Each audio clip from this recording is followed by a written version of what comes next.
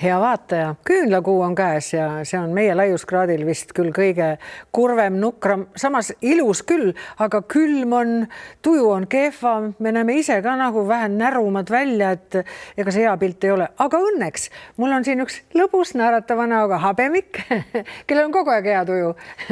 Tere tulemast, Jaan Metik, looduse mees, taimemees. Kas need taimed toovad sulle naeratuse näole või? No juhtub ka seda, aga no ega ma nüüd alati ka väga heas tujus ei ole, et see asi ei ole sugugi nii roosiline.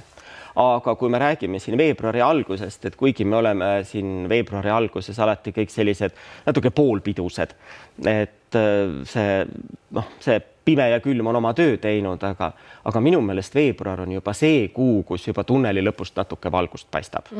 Et õhtul ei lähe enam nii vara pimedaks, päike käib juba natuke kõrgemalt ja hommikul on juba varem valge. Just. Nii et veebruari algus on juba ikkagi selline vähehelgeme aeg. Ja siis on paras aeg ka minna kuskile aiakeskusesse, vaadata uued potid, natuke mulda ja kõike muud taolist. Tead mis, teeme nii, et me räägime sinuga mõne hetke pärast, enne läheme ja vaatame, millega Aivi meid seekord üllatab.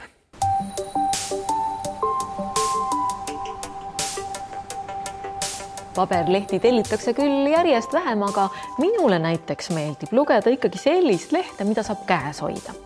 Kuid mida teha ajalehega siis, kui oled selle läbi lugenud?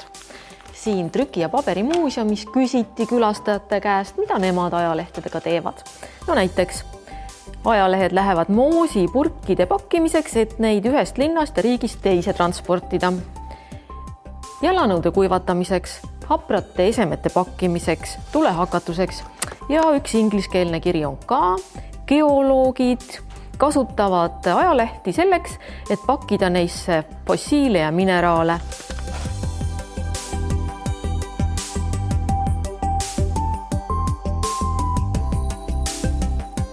Veel üks võimalus on vanu lehti ja ajakirju kasutada oma loovuse hüvanguks. Nii nagu Tartus Trüki- ja Paberikunsti keskuse kollaaži õhtutel. Aga Tšiili antropoloogid tegid lausa teadusuuringu ajalehtede taaskasutuse teemal ja koostöös ERMi teaduri Tenno Teidearuga jõudis nende näitus ka Eestisse ning läks ERMist rändama mujalegi, et saaksime kas üllatuda või siis tõdeda, et ka meie kasutame läbi loetud lehti samamoodi.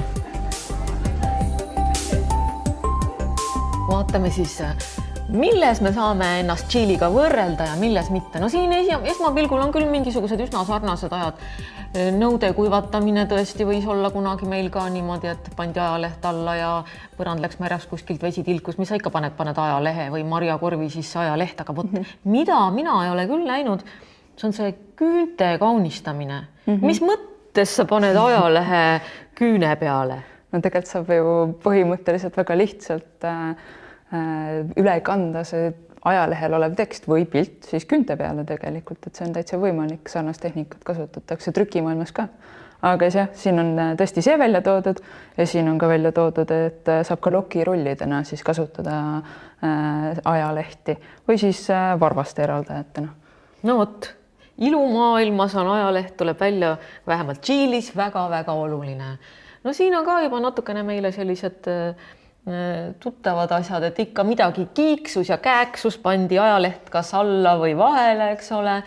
Siis meil on ka ju kasutatud küll jalanõude pigem kuivatamiseks vist ajalehti, aga siin Tšiili mehed ja naised on pannud vist vormis hoidmiseks. No tegelikult poes on ka sarnast asja näha, et pannakse paberid jalanõude sisse, hoiab vormi väga hästi. Aga tõesti Eestis on rohkem siis kuivatamiseks seda kasutatud. Aga sarnast asja tegelikult on ka Tšiilis tehtud. Ja veel üks asi, mis ma siit leidsin, kooliõue lahingurelv. No ma ei tea, mina ei mäleta küll kooliajast, et ajalehtedega kakeldi, aga see on võib-olla pigem meil aeti neid sääski ja kärpseid ajalehega taga, eks ole. Seda on ka teised inimesed maininud, et herilaste ja sääskede tapmiseks on ajaleht väga hea. No Tšiilis paistab ka köögis ilma ajalehet hakkama ei saa, küll on siin küpsetuspaberi asemel, mis siin on kala rookimine, halva lõhna eemaldaja. Aga kuidas see toimib? seda peab ise järele proovima, ma arvan, et pole ise ka näinud, et varem keegi oleks teinud seda. Karbi sisse paned ajalehed, huvitav, kas ajaleht on siis millegagi veel hea lõhnaliseks tehtud? See tuleb mulle täieliku üllatusena. Tuulelohe, eks meilgi on tehtud. Siis Kempsus on ajaleht olnud ju nuka ajal täiesti asendamatu ja praegugi paljudes kohtades me kasutame aknaklaaside pesemiseks. Jah, väga tavaline siiamaani. Nii et üsna suures osas ikkagi me võime öelda, et meie ja Tšiili inimeste arusaamad ajalehe taaskasutusest on üsna ühesugused. Küll, jah. Nad lähevad kõige alumiste ribade alla. Jah, niimoodi, et ja samas nende ribade peale. See näeb ikka väga ilus välja. Jah, et see on täpselt see, mida me täna siin teeme. Ei ole vaja midagi muud peale, lihtsalt ajalehtede ja enda kätte. Nii, vaatame, kas ma suudan kokku pusserdada selle lõpuks. No ma arvan, et need pallid ma oleksin ilmselt saanud kergemini valmis, et need on lihtsalt niimoodi tehtud, et ajalehetükid kokku ja siis kleeplindiga peale. Kas need on ka niisugused asjad, mis meil kunagi on olnud või pigem ikkagi on see nüüd selle Tšiili antropoloogide näituse tööna need näidised siia ma arvan, et ka meie kultuuriruumis on ikka olnud neid lapsi, kes teevad ajalehtedest palle. No siin on siis, on ta laevuke või on ta müts, noh, need asjad tulevad küll meelde, et kunagi algklassides tööõpetuse tunnis oleme neid kõiki voltinud ja vist ikka praegugi mõned töötegijad, kui lähevad, hakkavad ehitustööd tegema, siis kas või nalja pärast tehakse endale selline müts. Ja absoluutselt, et ka trükitöölised tegid selliseid asju endale siin, et juuksed ei saaks mustaks ja nii edasi. Et on meil täitsa teada ka, et on olemas selline asi nagu trükkalimüts. Siin on natukene siis analoog sellele kuumaalusele, on väikene karp kokku pandud. Tõenäoliselt enam-vähem sama põhimõttega. Jah, arvan küll. No vot, kõik me oleme pakkinud ju taldrikuid ja tassi ajalehtede sisse, aga vot enam vist väga seda lillede ajalehe paberisse panemist väga ei ole, võib-olla alumiseks leheks, eks ole. Võib-olla tõesti kuskil veel on niimoodi, et kui on ikkagi väga külm ilm, siis sinna pakkepaberi alla pannakse veel mõned ajalehed, aga nõuka ajal oli see üsna tavaline, et sa kuskile läksid, siis panid lehed ajalehe ümber ja siis siia alla pandi veel niisugune märg ajalehe nutsak, et need pilled seisaksid. Aga vot see on küll üks väga naljakas koostus, parbi ja ajalehest nukuriided. Aga võib-olla see on siis rohkem ka selline Tšiili omapära. Jah, täpselt. Ja saabki valmis. Vaikselt siin kaamera ees võib-olla oli natukene närv ka sees, eks ole, läks kauem aega, aga kaua me umbes tegime mingisugune 15 minutit näiteks. Täitsa selline mõnus meditatiivne tegevus.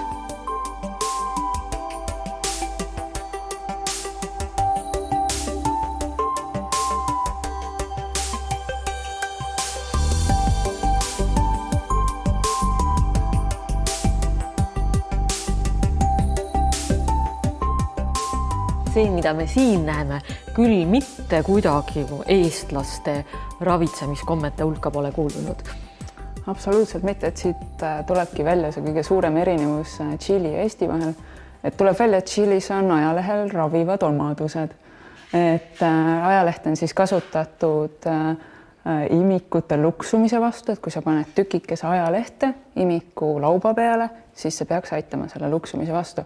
Huvitav küll, mis see mõte on, mis see põhimõte siis võiks olla, miks just ajalehtega? Ma ei tea, ja kõige parem tükk pidi olema see, kus on kõige rohkem trükimusta peal ja see toimib ainult imikute peal, et enda peal seda kodus katsetada ei saa.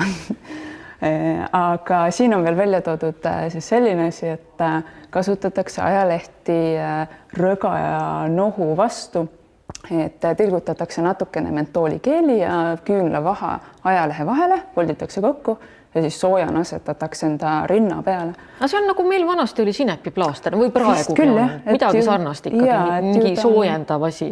Ja, et ju ta on soe ja niimoodi siis aitab selle vastu. Ja üks huvitav moodus on siin veel.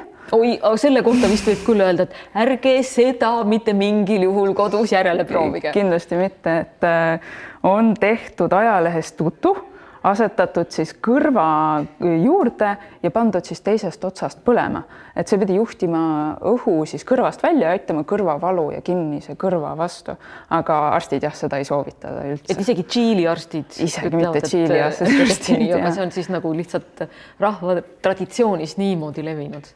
Vot need on küll niisugused võtted, millega meie ei ole harjunud, aga üks täitsa tore asi paistab siit veel tule süütamine. Vot see on midagi niisugust, mida isegi võiks suvel ise järele proovida. Ja et Tšiilis on välja mõeldud selline tule süütamismoodus, et pannakse tühi veinipudel siis grilli keskele, ajalehe sellised ribad või ussid pandakse siis ümber selle veinipudeli ja siis pandakse selle ümber omakorda söetükid ja lõpuks võetakse veinipudel sealt välja ja saab siis panna need ajalehed põlema ja tekitada sellise tõmbelõõri.